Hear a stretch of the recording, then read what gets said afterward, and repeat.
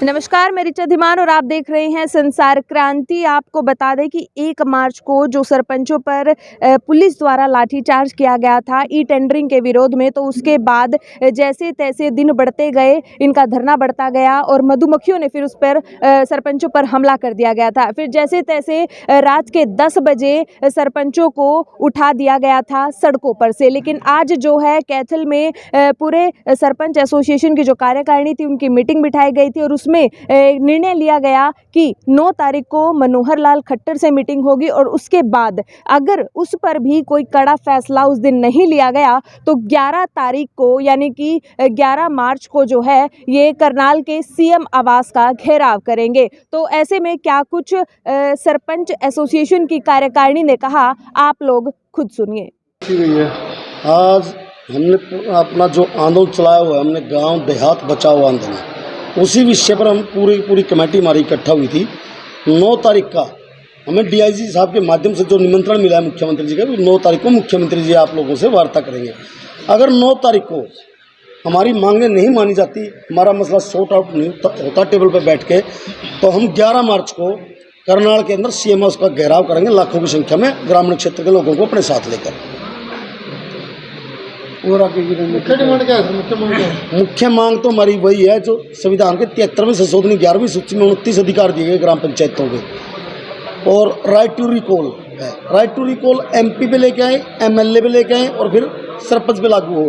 वो भी elected body है और हम भी इलेक्टेड बॉडी है। और भी काफ़ी मांगे हमारी, वो हमने मांग पत्र दिया हुआ है। थोड़ी बता दो। मानदेय की है, अपना एक ये है मनरेगा की है। मनरेगा की दिहाड़ी आज के टाइम 600 रुपये होनी चाहिए हमारे हिसाब से। 321 रुपये में आज के टाइम गुजारा नहीं है। एक मनरेगा की ऑनलाइन हाजिरी लगती है। अपने देश में गांव के अंदर कई जगह नेटवर्क नहीं रहता। मजदूर लोग बेचारे अपना काम तो कर लेते हैं, लेकिन हाजिरी के टाइम पे उनकी हाजिरी शो नहीं होती, तो उनको बड़ी दिक्कत आ रही है। तो सर मुख्यमंत्री क्लियर कर सकते, सिर्फ टेंडरिंग का ये मुद्दा है। देखो, ये तो कहने की बातें होती है। पहले किसानी आंदोलन के टाइम भी कहते थे कि ये तो देखो सरकार पहले तो बोलती है, वो तो विरोध चल रहा है हमारा, उसके सामने देखो टेबल पे बैठे क्या बातें होती, क्या निष्कर्ष निकलता है हमारा। तो ई टेंडरिंग पे आपका क्या स्टैंड है वो बता दो ना। ई टेंडर प्रणाली पहले भी होती थी, वो बड़े काम की होती थी। जैसे बड़े काम थे 2 करोड़ के, 3 करोड़ के।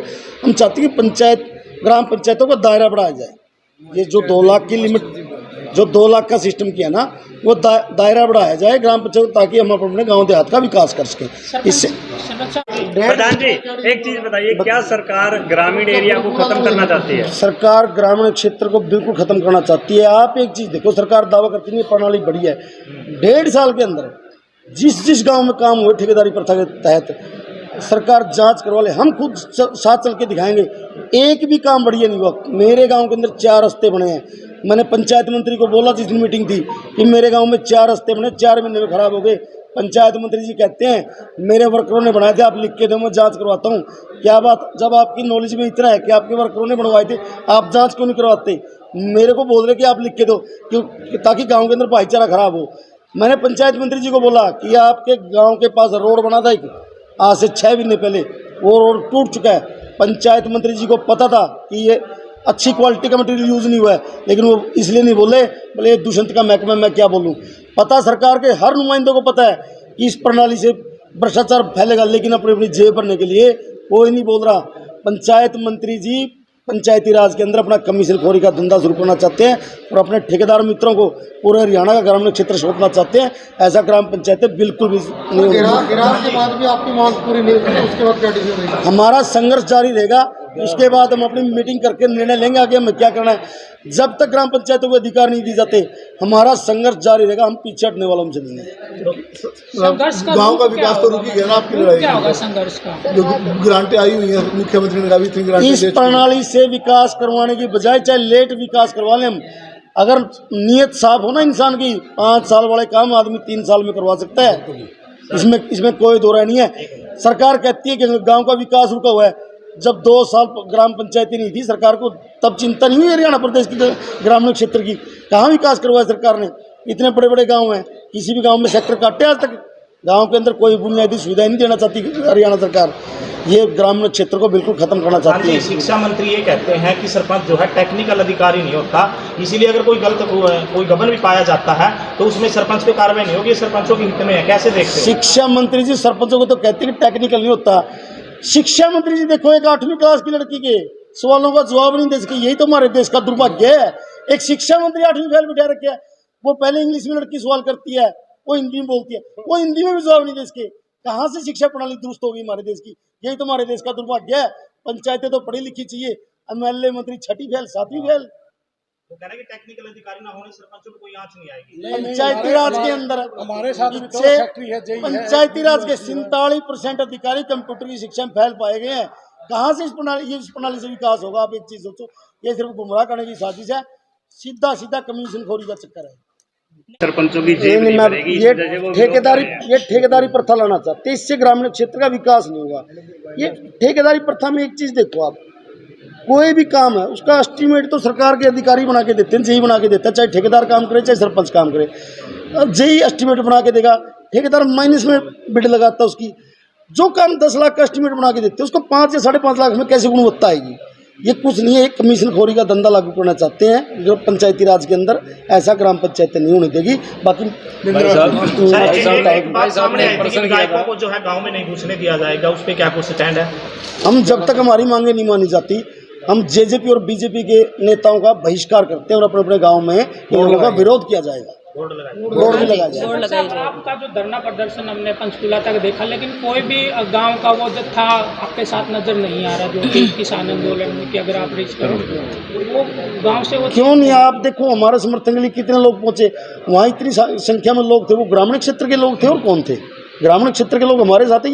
ये सरपंचों की लड़ाई नहीं है, ये ग्रामीण क्षेत्र के अंदर रहने वाले हर व्यक्ति की लड़ाई है। सालों धरना 1 साल चला और आपको 1 घंटे में उठा दिया। 1 घंटे में कहाँ उठा? हम 4 दिन के बाद हाई कोर्ट में चले।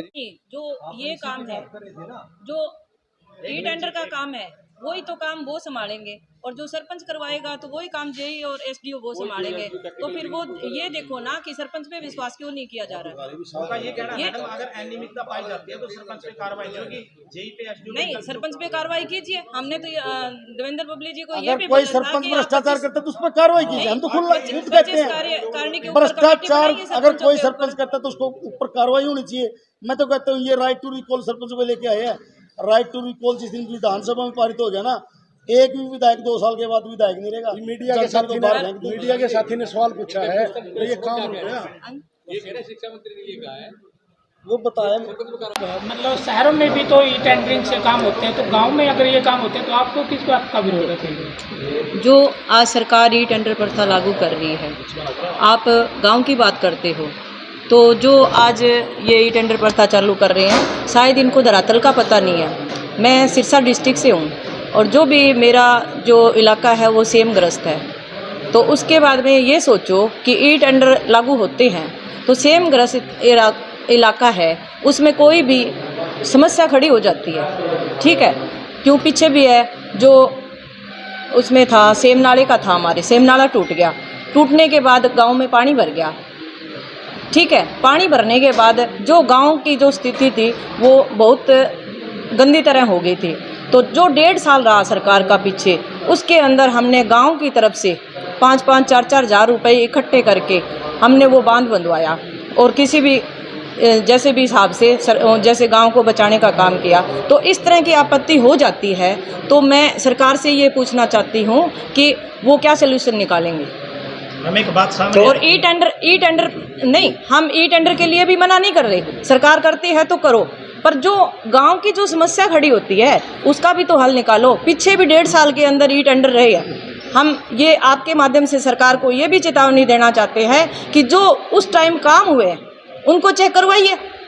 और फिर हमने कुछ मंत्री साहब से बात भी हुई थी हमारी, हमने ये भी कहा था कि 2 साल का हमें टाइम दीजिए, हम जो भी है हम काम करके दिखाते हैं, उसकी आप इंक्वायरी करवा लीजिए। उसके बाद में भी फिर आप 2 लाख की हमें कमान देते हैं तो उसको भी बंद कर दीजिए, हमें 2 लाख की भी ज़रूरत नहीं है। तो ये चीज़ हमने सरकार को बोली हुई है। तो उच्च साइड मंत्री महोदय ने ये बोला था कि मेरे हाथ में कुछ नहीं है। उसके बाद में हमें सीएम साहब के पास भेजा गया, हम वहाँ पे गए हैं, पंचकूला के अंदर भी गए हैं, तो हम उनसे बात करने के लिए गए थे। वहाँ पे जो भी हुआ वो आपके सामने था, लाठीचार्ज भी हुआ। देखो हम भी चुने हुए प्रतिनिधि हैं और जो इनकी सरकार बनी है वो 3 बार बन चुकी है, वो हमारे ही वोटों से बनी है। तो मैं तो आपके माध्यम से सरकार से यही कहना चाहती हूँ कि जो सरपंच हैं वो भी चुने हुए प्रतिनिधि हैं और आप भी चुने हुए प्रतिनिधि हो, तो इस तरह के अत्याचार ना करो, जो भी हमारे हक है वो दे दो। तो यही बात सरकार के प्रतिनिधियों का कहना है कि ई टेंडरिंग प्रणाली तो बढ़िया है, लेकिन जब उठाने आई पुलिस तो 1 घंटे में उठा जो वो हाई भी था, हम लोगों ने हाई कोर्ट के फैसले का सम्मान हाई कोर्ट का ऑर्डर आया था, ठीक है, जो ऑर्डर आया था उसका हमने सम्मान किया। उन्होंने एक बार ये बोला था कि दूसरी साइड का रोड खोल दो, हमने खोल दिया, उन्होंने फ़ायदा उठा के वहाँ से उठाने का काम किया। हमने भी जो हाई कोर्ट से ऑर्डर आए थे उनका सम्मान करके ही वहाँ से खड़े होके चले थे कि हम यहाँ से खड़े नहीं होंगे, चाहे हमारे साथ जो भी है पुलिसकर्मी है, तो आपकी मर्जी है, हम यहाँ हमारे हकों के लिए आए हैं, आप हमें चाहे मारो छोड़ो और या चाहे कुछ भी करना है तो कर लो। नगर पालिका, नगर निगम और नगर परिषद में के टेंडर प्रथा है वो एक्ट ही अलग है, वो पंचायत एक्ट से बिल्कुल अलग चीज़ है। पंचायत टैक्स अलग चीज़ है, वो नगर पालिका नगर निगम एक है। आज डायरेक्ट चुनाव चेयरमैन का हुआ, पहले तो एमसी चुने जाते थे, वो अब चेयरमैन बनने शुरू हुए। पंचायत राज में तो दूसरे चुनाव से 1964 में ही डायरेक्ट सरपंच का चुनाव हुआ। इन्होंने प्रथा को मॉडिफाई इसलिए किया, 2 साल का जो इसका एक्सटेंड टाइम था कि उसमें जो एडमिनिस्ट्रेटिव के लोग थे उनके माध्यम से विधायकों की जेब भरना आसान हो गया था।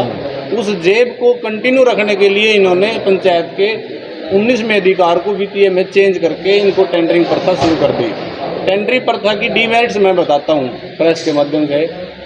विपिन के घर शादी है पर उसको गली बनवानी है, सरपंच के पास अगर राइट है 10 लाख का, 15 लाख का, उसकी शादी से पहले, किसी की लड़की की शादी से पहले उसकी गली बनाकर भाईचारा व्यवस्थित कर लेगा।